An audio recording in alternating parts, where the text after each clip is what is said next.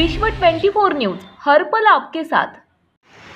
आपण पाहतात विश्व 24 न्यूज।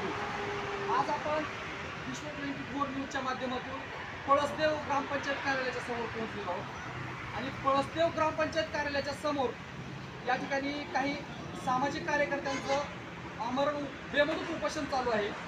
नेमकं ते उपोषण कशा संदर्भात आहे, नेमकं त्यांच्या मागण्या काय आहेत हे पाहण्यासाठी आपण या ठिकाणी पोहोचलेलो। आपण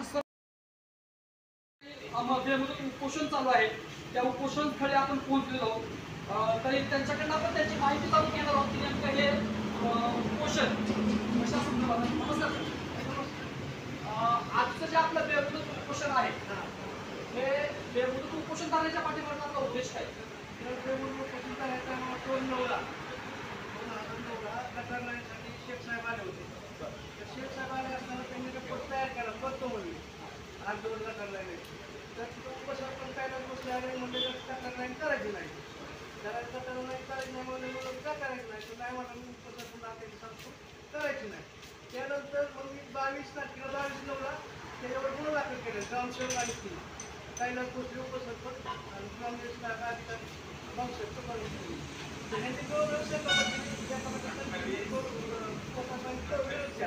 नंतर गुन्हा दाखल केल्यानंतर FIR दाखल करायची डिपार्टमेंटने काही ऑपरेशन केलं नाही, 15 दिवसाला गुन्हा दाखल केला।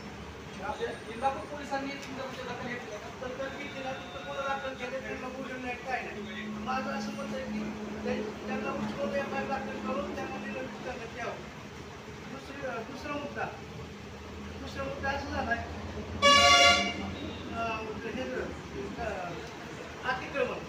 अतिक्रमण रोड रस्ता चालू आहे तर आमच्या शेजारी आमचे जे पकडे लाडेकर त्यांचं पूर्ण अतिक्रमण आहे।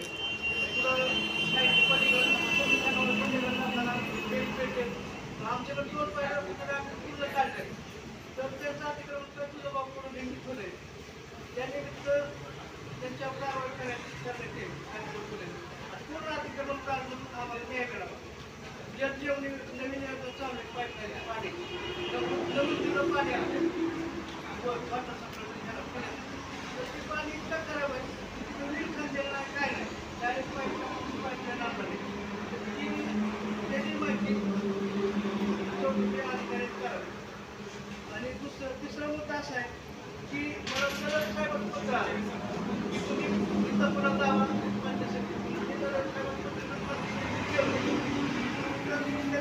त्यांनी मला जगताप साहेब होते, जगताप साहेबांनी काय घेतली त्यांनी मला विस्तार अधिकारी म्हणून सकाळी साहेबांनी नेमणूक केली। सकाळी साहेबांनी नेमणूक न होता म्हणजे मिस्टर माझा तोंडावर पत्र लिहिला आणि तुमच्या मुंबई अधिकारी नलवडे साहेब यांच्या पत्राला केलं तर नलवडे साहेब आल्याशिवाय मी उपोषण सोडणार नाही। त्यांनी मला 50% न्याय दिला आणि बेमुदत उपोषण करणार आहे, अजिबातच जाणार नाही। नलवडे साहेब आल्यानंतर उपोषण सोडेल आणि ह्याचं काय चाललंय नलवडे साहेबाला मी सांगेन। आजचा तुमचा उपोषणाचा पहिला दिवस मला दुसरं असं विचारायचं आहे, हे अंबिका दीपक गाडेकर यांचं अतिक्रमण काढलेलं नाही असं तुम्ही म्हणताय? हो बरोबर। मग तुम्हाला असं म्हणायचं आहे काय की गोरगरिबांचं अतिक्रमण काढलंय आणि त्यांचं काढत नाही, याचा अर्थ त्यांच्यामध्ये काही देवाणघेवाण झालेली आहे का? काय नवीन जी आता ग्रामपंचायत आहे बॉडी यात काय सदस्यांनी त्यांचा पाठीशी घालून त्यांच्या पुन्हा पुसून त्यांचं अतिक्रमण वाचवलंय तर ही बॉडीवर सुद्धा कारवाई व्हावी त्या अतिक्रमण काढण्यासाठी। जर येत्या काळामध्ये जर समजा तुमच्या उपोषणाला योग्य न्याय जर नाही मिळाला तर तुमची पुढची दिशा काय असेल? मला जर न्याय दिला नाही तर म्हणजे त्याला मी मुंडन करणार आहे ग्रामपंचायत समोर आणि जर नाही मिळालं तर मी आत्मदन परवानगी करणार आणि जेवढे अधिकारी पदाधिकारी सगळी जबाबदार राहतात। नाही तुम्ही बेमुदत उपोषण लिहिलेलं आहे आणि परत उद्या तुमचं मुंडन आमचे आंदोलन आहे आणि परवा दिवशी तुम्ही आत्मदन करणार आहात, बरोबर आहे? हे असं म्हणजे तुम्हाला वाटत नाही का की जेणेकरून लवकरात लवकर न्याय मिळेल असं तुम्हाला वाटत नाही का? अहो 15 दिवस मी पत्र दिले त्यांना उपोषणची। मला असं एकंदरीत असं विचारायचं तुम्हाला की मुंडन करून किंवा आत्मदन करण्याची वेळ तुमच्यावर येऊ नये यासाठी लवकरात लवकर ग्रामपंचायत असतील, पदाधिकारी असतील, शिव असेल तर सर्वांना माध्यमातून मीडियाच्या माध्यमातून आम्ही एक एवढं सांगू इच्छितो यांना त्यांना मतदान करण्याची वेळ येईपर्यंत आपण सर्वांनी शांत बसू नये. लवकरात लवकर यांना न्याय मिळावा. विश्व 24 न्यूजकरिता इंदापूर प्रतिनिधी आपली सहकार्य.